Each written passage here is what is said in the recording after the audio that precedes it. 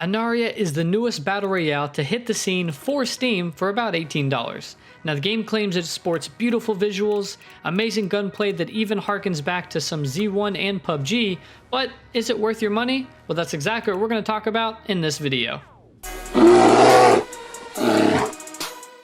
Now before we mention anything pros or cons about this game, we need to keep in mind that this game is in the early parts of its alpha stage. Now it did have some testing before, but I believe it was very minuscule and it never had a broad range of support enough to get enough testers in there to really find all the bugs and glitches that are in the game. But before we do that, let's go ahead and go over all the cons and get them out of the way so we can end the video on a positive note. So as of right now, this screen that you're looking at right now is going to become your best friend and you're going to see it quite often. And this is the game crashing just about 90% of the time after you die. Now I haven't had any experience of it crashing while I'm playing the game. Some people have, but to me, almost every time I die or if I don't complete the round, sometimes even when I win, I get this screen where the game crashes. Now it's extremely hard to get into a game when you have to keep your task manager open just to completely cancel out the application every single round or death. And so this can definitely be just an annoyance and something that shouldn't happen. Like, you shouldn't be selling a game that's going to crash. Now the community is very divided on this, especially in the Discord. Half are saying that we need to be vigilant and need to call them out on it because they are selling this game, and so you don't want to buy a game that crashes. And then the other half of the community are supporting it and kind of defending it and saying, look, it's still in its alpha stages. I absolutely agree with both, but I'm going to tend to say that if you can't even play the game for more than a round without it crashing, I don't think it's ready to be sold. It just doesn't seem right for consumers.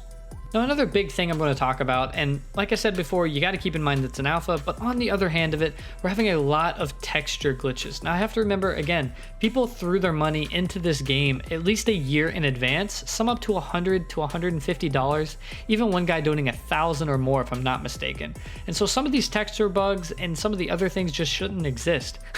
There was one, I believe, Zip Zoppity, and he even had a game that started in the pre-game lobby. It didn't even put him in the lobby itself. Check this out.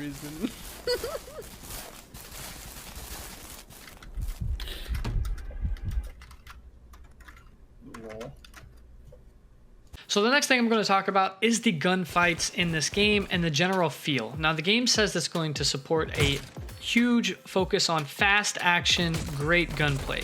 And while the gunplay is there, I would say maybe it needs a couple polishing. The big problem is with the alpha in its stage itself.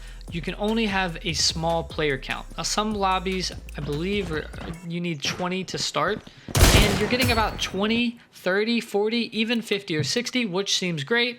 I think the mini royale for Warzone only has about 70. The problem is that the mini royale for Warzone shrinks the map. In this particular case for Anarea, you're playing on a map that's double the size or at least triple the size of PUBG without any mobility. That's no bikes, no vehicles, or nothing. And so because the spawn system is that you spawn directly onto the ground, kind of similar to Cuisine Royale or some other ones, you may get into a gunfight right away with 1 or 2 or even 3 other people, but then you won't see anybody for at least 10 minutes, which leaves you wide out in the open trying to run around and find somebody on the tops of the hills, and you can already see why that's a disaster, because people do camp, even in 20-player lobbies on huge maps. And so this just isn't the type of gameplay or the perspective that I know the devs are wanting to take it.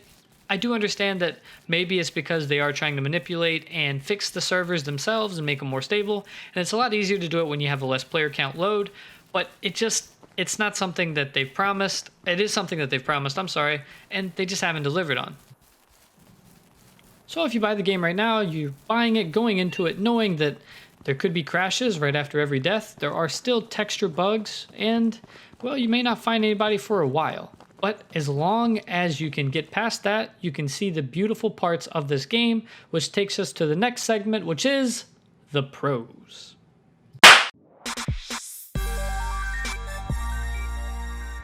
Haha, there are no pros, fool!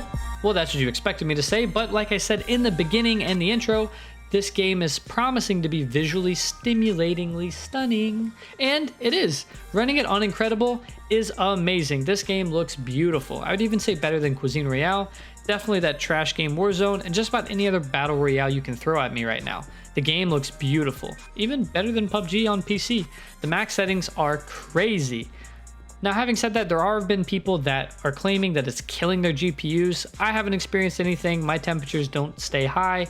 I get 100% utilization out of my GPU, and so I haven't had any problems with it. The temperatures stay low, the frames stay consistent with about 100 to 120 on the max settings with all the fittings except VSync, because we're not stupid.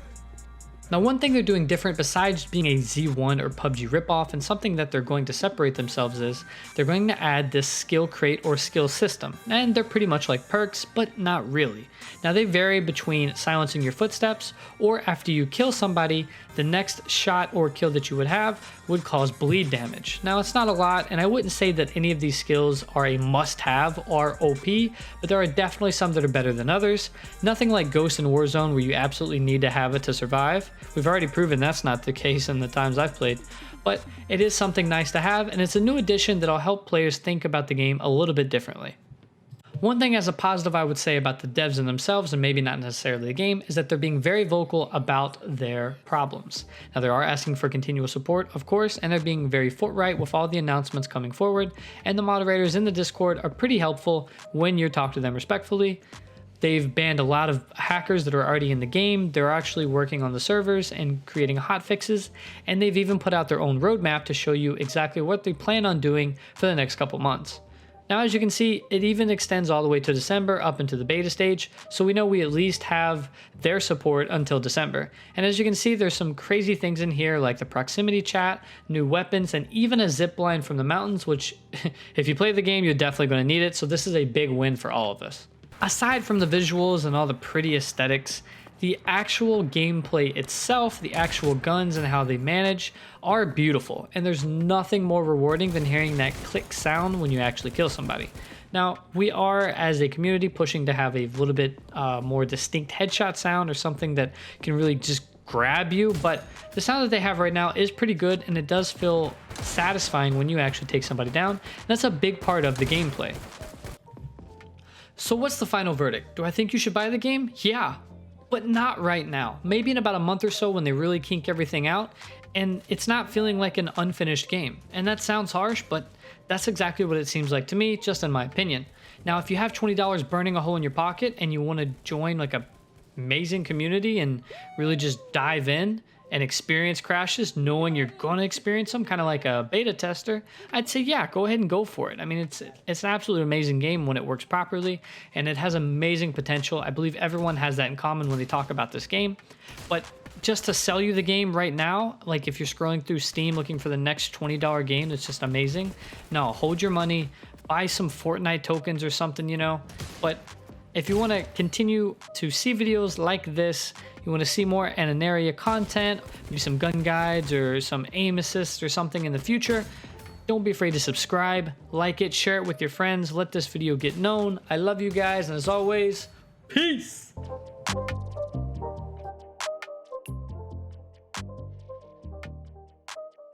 I gotta get out of here!